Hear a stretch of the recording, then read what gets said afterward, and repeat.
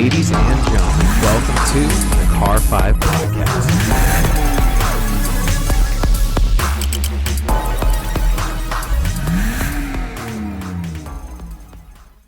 What's going on, everybody? Thank you so much for joining me today for episode number 155 of the Car 5 Podcast. You guys know me, of course. I'm your host, Joshua. For today's episode, we're going to be talking about a company out of Vietnam called VinFast, and they're Vietnam's first large automotive manufacturer. So who is VinFast? What are they about? And what do they really have going on?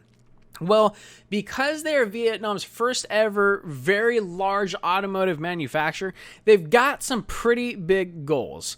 Right now, they're currently producing 3 vehicles. One of them is a small compact car, one of them is a 4-door sedan, and the last one being an SUV. Now, they're going about this kind of smart, actually. They're not just coming out of the gate being basically a no-name. They're attached to some pretty well names already. And they've got, honestly, kind of a decent plan going on. With their goal of wanting to be headstrong and come into the United States and be a part of the United States automotive market, those are some pretty big uphill battles they're going to have to face. And we'll get to that in just a moment. But in regards to how they're going about their company, their vehicles are designed by Italian legends Pininfarina. Not only just that, they are licensing their chassis and engines from BMW with Italian design done by Pininfarina and German performance and reliability by BMW.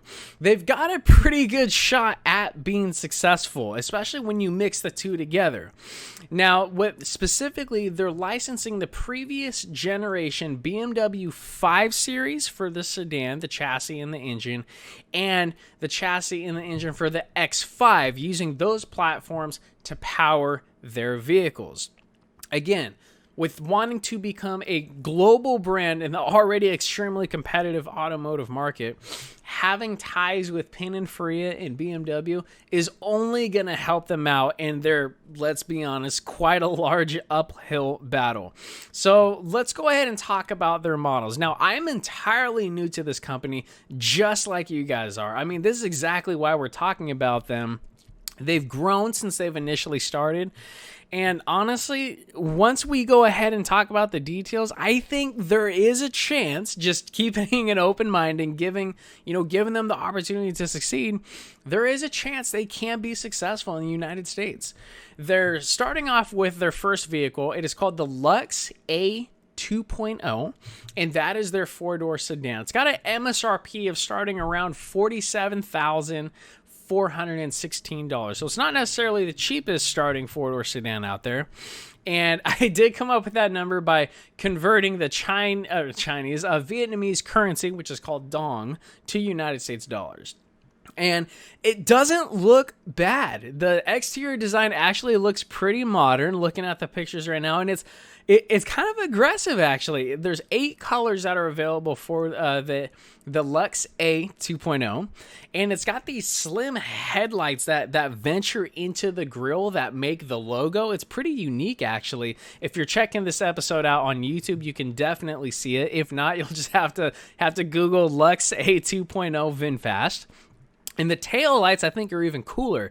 It's almost like a singular light bar that goes across, but when they get to the headlights, they got these feather-like fans that kind of kick out, almost like a wing-like effect, I think. The interior is not bad at all. It's going to house some pretty decent leather. It's got a BMW shifter, essentially, 2 digital screens, a 10.4 inches for the infotainment system, and a 7-inch digital screen that is in between the tachometer and the analog speedometer as well. Of course, it being a 4-door sedan, you got 5 available seats, a 13-speaker sound system, and 4G LTE Wi-Fi available allow this vehicle to actually be quite comfortable. Now, engine-wise, again, this is going to be BMW's 2-liter turbocharged 4-cylinder that has a power output range of 174 to 228 horsepower, depending on the model variant you get, with 300 pound-feet of torque. And lastly, it will utilize an 8-speed automatic transmission via rear-wheel drive. So all in all, I think it promises that it could be a pretty decent car here in the United States. Again, it's quite the uphill battle, but with everything looking the way it does, I don't see why it won't have the chance of being successful. The next vehicle, their SUV, the Lux SA2.0, starting around $66,011, again, converted from Vietnamese dong to US dollars.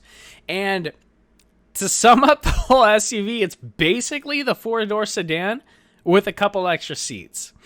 Honestly, that's pretty much it. It's the headlights and taillights are the same. 8 colors are available for the vehicle. The interior is identical. 100% identical, literally a copy and paste. Instead of it having 5 seats, it's 7 seats. Thus, it is a 7-passenger SUV.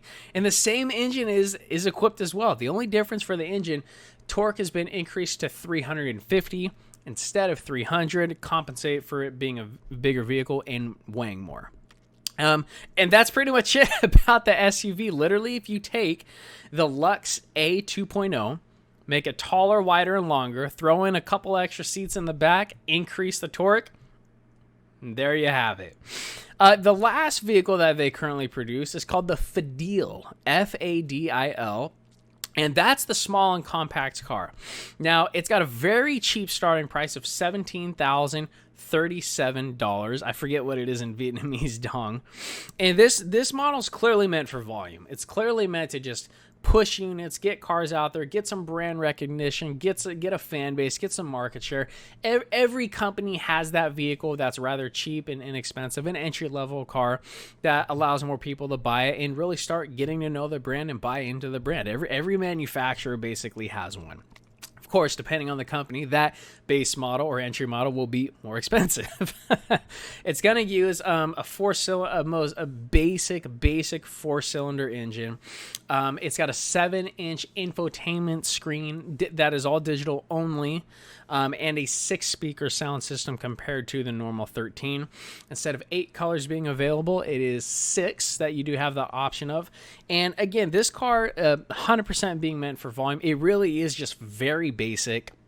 It's going to prove itself in bigger city, high compact areas. I mean, this car would be perfect in the likes of New York City, Los Angeles, San Francisco, Tokyo, areas just like that.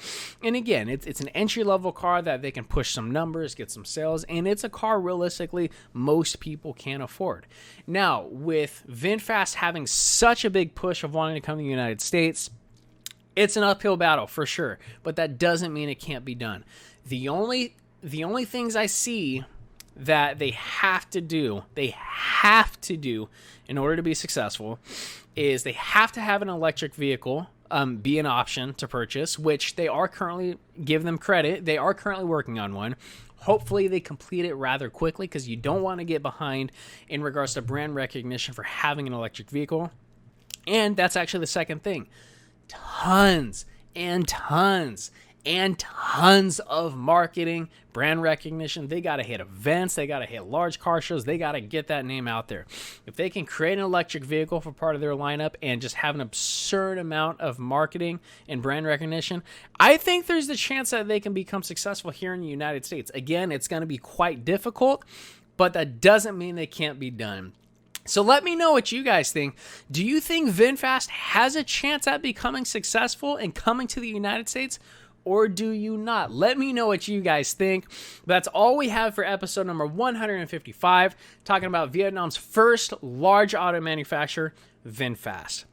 Don't forget to follow on Instagram, like on Facebook. If you're checking out the podcast for the first time, thank you so much for stopping by. Feel free to head over to the YouTube channel. And once you get there, just browse the channel. If you guys see what you like, hit that subscribe button. If you don't mind, leave a like on this video as well.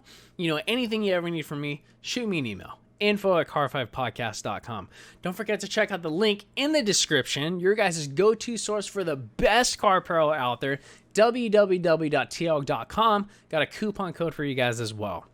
Last but most certainly not least, don't forget to tune into episode number 156. We're getting up there.